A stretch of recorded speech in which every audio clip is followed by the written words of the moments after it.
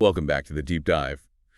This is where we try to take some pretty complex, sometimes daunting concepts and, turn them into insights you can actually use based on the source materials. Mm. And today we're diving into one that, well, it often feels really heavy. It's the phrase character defects. Hmm. Yeah. That term lands hard for a lot of people. It really does. If you've come across it, maybe in 12-step programs or even just out in the world, it can sound like a final judgment. Like you're inherently flawed or something, Yeah. bad to the core. Exactly. Feelings of moral failure, being broken. But the interesting thing is when you actually look at the recovery literature, especially the texts on the steps, Mm. that's not really how they frame it. No, not at all. It's much more practical. They talk about them as learned liabilities. Learned liabilities. Can you unpack that a bit? Sure. Think of them as survival mechanisms, ways we learn to cope with life, maybe with fear or insecurity when we were younger, or just starting out in, well, whatever difficulties we faced. Okay, so coping mechanisms that maybe worked for a while. Possibly. Or maybe they never really worked well, but they were all we had. But the key is, eventually, they stop serving us, and then they actually start causing harm, start destroying things. Right. So the goal here isn't judgment, it's clarity. Understanding these things for what they are, not as like sins you need to be condemned for. Precisely. That's the mission for this deep dive. We want to strip away that heavy moralizing language.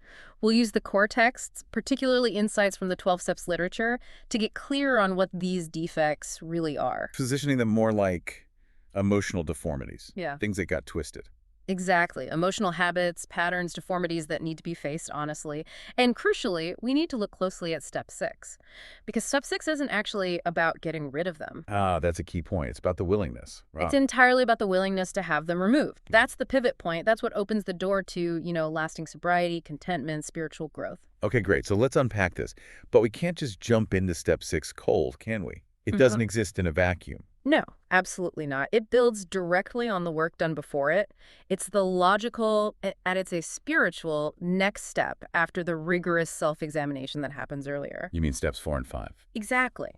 If you haven't done the work of 4 and 5, step 6, well, it doesn't really make sense. It's almost impossible to approach genuinely. So we need to start there. Yeah. Lay the groundwork. Talk about that inventory and admission process first. Right. Step 6 relies completely on the self-examination, the radical honesty that hopefully gets achieved in 4 and 5. It's like if recovery is rebuilding a house, Yeah. then 4 and 5 are where you get the surveyors in. Right.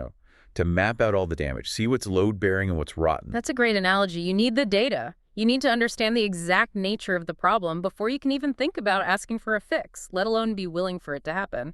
So step 4, this is the big inventory one. The sources call it a vigorous and painstaking effort. That sounds intense.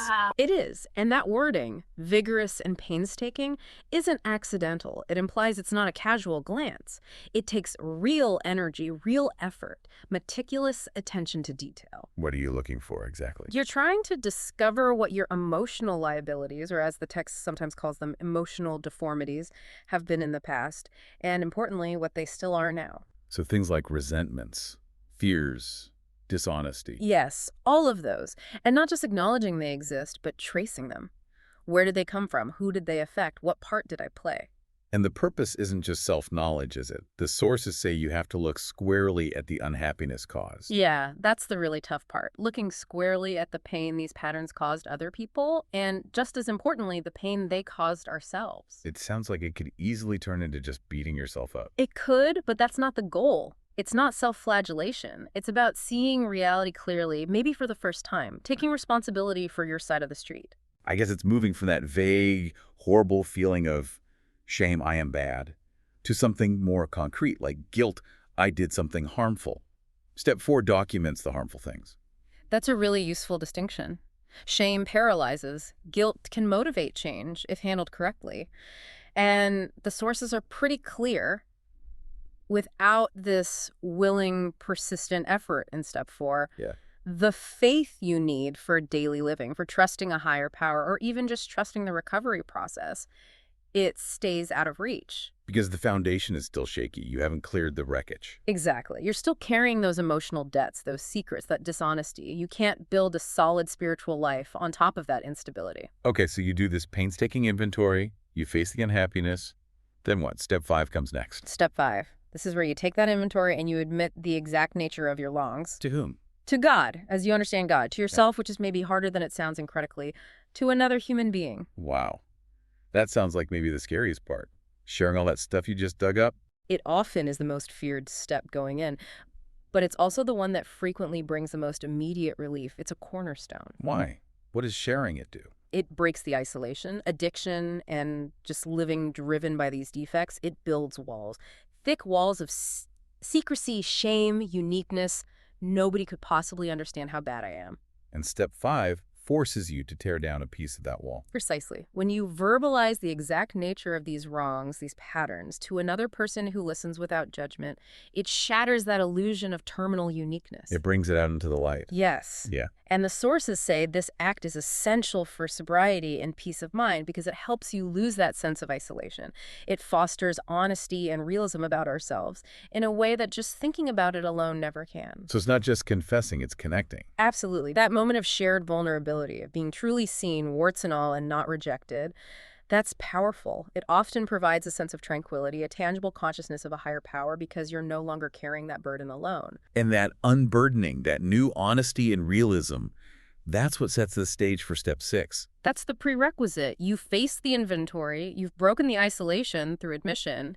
Now you're finally ready to consider being willing to let go of the things that caused all that wreckage in the first place. Okay, so now we can really dig into it. What are these character defects? Yeah. We've said they're not sins, they're liabilities. The literature actually uses the framework of the 7 deadly sins, right? But rebrands them. It does. It uses that ancient list: pride, greed, lust, anger, gluttony, envy, and sloth, but immediately pivots. It calls them liabilities and emotional deformities. That shift from sin to liability feels really important. It's huge, technically speaking, for understanding the program's approach. A sin implies, a moral failing judged by an external standard. A liability is something internal that hinders you, that guarantees future problems, like a debt that keeps accruing interest. They're distortions of natural human drives. Distortions. Okay. So let's just run through that list again. Pride, greed, lust, anger, gluttony, envy, sloth. Not just theological ideas, but ways our basic humanity gets twisted. Right. And the source material is incredibly clear about the hierarchy here. It doesn't just list them randomly. No. Which one is key? Pride. It states very explicitly that pride is not accidentally put at the top of the list. Why pride? Because pride is identified as the basic breeder of most human difficulties. It's called the chief block to true progress. Wow. The basic breeder. That's strong language. How does pride actually work in someone's life, especially if they don't seem, outwardly arrogant? That's the tricky thing about pride. It's often insidious. It mainly shows up as self-justification, defensiveness, the internal narrator that insists we are right, our motives are pure, even when everything around us is falling apart because of our actions. The need to control the story, control people, control outcomes. Exactly. And the texts make a crucial link. This pride is constantly spurred on by fears. Conscious fears, or more often, unconscious fears. Pride and fear. That's the engine. That's the core engine driving the defect system, according to these sources. We act out of pride because we're afraid. Afraid of not being good enough, afraid of being rejected, afraid of failure, afraid of being seen as we really are. Pride builds this fortress around a terrified inner self. Okay, that makes a lot of sense. So, if pride, fueled by fear, is the main block, then the solution, the goal that step 7 points to, humbly asked him to remove our shortcomings, must be humility. Humility isn't just being meek, it's the active remedy. It's what dismantles the fortress pride built. Humility is the opposite of that controlling, justifying pride. Precisely. Pride demands control. Humility requires surrender. And the way this pride system operates, the way it creates these other defects like greed or anger, is by luring us into making demands on ourselves, on others, on life itself that just cannot be met without perverting or misusing our God-given instincts. Okay. This is where it gets really practical. Misusing basic instincts. Which instincts are we talking about? The source material highlights 3 main ones: the instinct for sex, the instinct for security, and the instinct for society. Sex, security, society. Okay, those sound like fundamental human needs. We need intimacy. We need safety. We need connection. How does pride twist them? Right, they are natural and necessary. But let's take security. We all need a basic sense of safety, maybe financial stability, a roof over our heads. That's normal. Okay. But when pride gets involved, fueled by fear of lack, it can twist that natural need into greed, or maybe into obsessive hoarding or reckless gambling disguised as ambition. The justification becomes, I must control my future, I need more to be safe, driving actions that are actually self-destructive. So security becomes obsession with money or possessions as proof of worth. Often, yes. Right. Or take the instinct for society, our natural need for connection, belonging, friendship, maybe a good reputation. Yeah, we're social creatures. Yeah, absolutely. But distorted by pride and fear of rejection, that can lead to extreme people-pleasing. Or maybe the opposite, needing to dominate social situations, needing to be the center of attention. Or maybe status-seeking, using people for validation instead of forming genuine bonds. And lust would be the distortion of the natural need for intimacy. Exactly, turning intimacy into objectification or just sensation-seeking. The core issue, the texts say, is when the satisfaction of these instincts becomes the sole object of our lives, when getting our needs met in these distorted ways becomes the absolute top priority. Pride steps in to justify whatever we have to do to get it. Precisely. It justifies the excesses, the manipulations, the harm caused along the way. And this whole cycle, pride-twisting instincts fueled by fear, it all comes back to that root problems literature talks about so much. Self-centeredness. Yes, self-centeredness and having wrong motives. The real issue identified is the misuse of willpower. How so? We mistakenly think we can just bombard our problems with sheer willpower. Force things to go our way through ego, control, manipulation. Recovery suggests the exact opposite path. Which is? Aligning our will with something bigger than our own ego, a higher power's intention. Some people simplify that beautifully with the acronym GOD, Good Orderly Direction. Good orderly direction. I like that. It makes it practical, even as someone struggles with the God concept. It does. The sources position it simply as moving towards healthier, more ethical thinking. They say our thought life will be placed on a much higher plane when our thinking is cleared of wrong motives and that constant self-seeking. So GOD is just acknowledging my way isn't working, there must be a better way than what my fear-driven ego dictates. Essentially, yes. Yeah. It's facing that painful truth that driven by defects, the individual sees themselves, for better or worse, as the protagonist of this drama. The star of the show. Right. And that belief that everything revolves around me, my needs, my hurts, my justifications, that's the unsound mental foundation that inevitably leads back to the familiar destructive patterns. Because everything gets filtered through that lens of my pleasure, my comfort, my demands. And the internal cost of living that way, of being that self-centered protagonist, constantly fighting reality, it's enormous. Yeah, that leads us right into the pain. The sheer suffering involved in living with these defects running the show, it often doesn't look like suffering on the outside, maybe? No, it can mask itself, Yeah. maybe in frantic external activity, chasing success, or sometimes it turns inward into really intense self-loathing. The sources are quite graphic about this internal experience. Like trying to avoid yourself. Yes, that comes up again and again. People describe desperate attempts to avoid being alone with themselves, trying to disappear in a crowd, needing constant noise or distraction, or very directly, running away from myself chemically. Using substances or behaviors to just numb out that inner reality. Exactly, because there's often this deep-seated, terrifying belief underneath it, all the feeling that if anyone, including yourself, looked too closely, you'd be exposed as fundamentally flawed as that pathetic thing you secretly believe you are. That sounds like crippling shame. It is, and it's layered. Yeah. Ashamed of your body, maybe, ashamed of your real feelings, ashamed of the drinking or the using or the gambling, and then ashamed of all the failed attempts to control it, to get it right. It creates this vicious feedback loop. The shame drives the behavior causes more shame. And round it goes. This self-loathing and insecurity become the immediate triggers for the addictive cycle. You can almost see the formula in the literature, can't you? The quick fix response. Oh, absolutely. It's frighteningly simple sometimes and totally subconscious. I feel lonely, I need sex. I feel sad, I need a drink. I feel bored, I need to eat, shop, gamble. Addiction thrives in that unexamined matrix of disturbances, using the defects, insecurity, fear, entitlement, sloth as its fuel. It's interesting how the substance or behavior itself almost takes on a personality. Like a pitch man, as one source calls it. Yeah, it's like it whispers promises. It tells the person, you need me to be okay. You need me to be the person you want to be. Have a drink, you'll be more confident, funnier. Place that bet, you'll feel powerful. Exactly. Eat that cake, you'll feel comforted.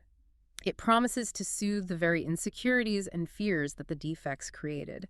It offers temporary relief from the ego's demands, even while it's systematically destroying everything else. And that desperate need for the substance or behavior, it really stems from those underlying defects, the inability to cope with life on life's terms. Absolutely. The inability to sit with fear or loneliness or boredom soberly. Yeah. And that moment of realizing the trap, one writer put it so devastatingly, I had gone away even from myself and I could not find myself, much less the higher power. The isolation becomes absolute. Wow. And because these defects are so woven into your thinking, they create this illusion of control, this denial, this subtle insanity the text mentioned. That subtle insanity is key. It's the self-deception that allows the cycle to continue despite the consequences. It's the mental gymnastics. Like minimizing how much you drank. Or exaggerating it sometimes. Hiding things. All of that. Rationalizing, justifying, comparing yourself to others who seem worse, making rules you immediately break. It's the mind working overtime to protect the addiction and the defects, to maintain that protagonist narrative no matter how chaotic life gets. And it really underscores that this isn't about willpower in the conventional sense, doesn't it? You see people who are incredibly successful, disciplined, determined in other areas of life, Brilliant minds, successful careers, leaders in their field. and yet they are completely flat on their back, as the saying goes, with their addiction, powerless over it. It really highlights that the defect-driven thinking is a powerful structural liability. It operates independently of intelligence or willpower. That intelligence just gets misapplied, harnessed by pride and fear instead of by, well, humility and sound principles. Which is why step one is admitting that powerlessness.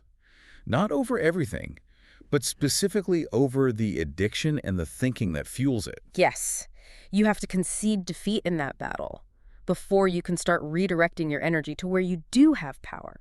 Which is? Your attitude, your Yeah. choices now, and crucially, your willingness to change. And that brings us right back to step 6, the pivot point. You've done the inventory in 4, made the admission in 5. Now, the focus shifts completely. It's not about looking back anymore. It's about looking forward with willingness. Exactly. Step 6 is all about preparation. Preparing yourself for step 7, where you actually ask for the removal. The mindset shifts to something like, okay, I see these things now, I see the harm, I want to be ready for them to be removed, and I'll do what it takes to get ready. So just to be clear, step 6 isn't the removal itself. No, the sources are very clear on that. It's the preparation for the removal. It's the point where you stop fighting the idea of change. You become willing. There's a big difference between wishing these things were gone and being genuinely willing to have them removed, isn't there? What does that willingness look like in practice? The literature suggests it involves a few key things. First, developing a non-judgmental awareness of yourself, seeing these defects arise without immediately condemning yourself. Just noticing them. Noticing them, yeah. And then accepting what you discover, accepting, okay, this is part of my current reality, this pattern is here. And finally, being fully willing to change. Fully willing. That means letting go of the justifications, letting go of the idea that maybe this defect serves you somehow. Yes. Accepting that these traits you once perhaps relied on for survival, maybe the pride that protected you, the anger that felt powerful, the sloth that felt safe, they've become liabilities. You stop defending them. You become willing for them to go. But there's a catch, right? You become willing, but you don't actually do the removing yourself. That's the paradox and the core spiritual principle here. The realization has to be, I can become willing, but I lack the power to heal myself. Only my higher power can do that. It's the ultimate letting go of self-will. It really is. It's admitting that the same self-will that created or perpetuated the defects cannot be the force that removes them. You're agreeing to let a different power take over that specific job. The sources talk about a big shift here, too. Seeking humility, not because you're being punished into it, but because you actually want it. Yes, that's a massive turning point. Moving from humility as something we must have because life has beaten us down, to seeking it as something we really wanted because we see it as the path to freedom. We start seeing humility not as humiliation, but as honesty. Reality. Exactly. Humility stops being a punishment and becomes desirable. And this humility, this self-acceptance, it actually makes change possible. As one passage suggests, It becomes much easier to love myself if I accept myself as I truly am, mistakes and all. Acceptance is an endorsement. It's just seeing clearly. Right. Seeing clearly allows you to stop fighting yourself and start cooperating with the process of change, guided by that higher power or good orderly direction.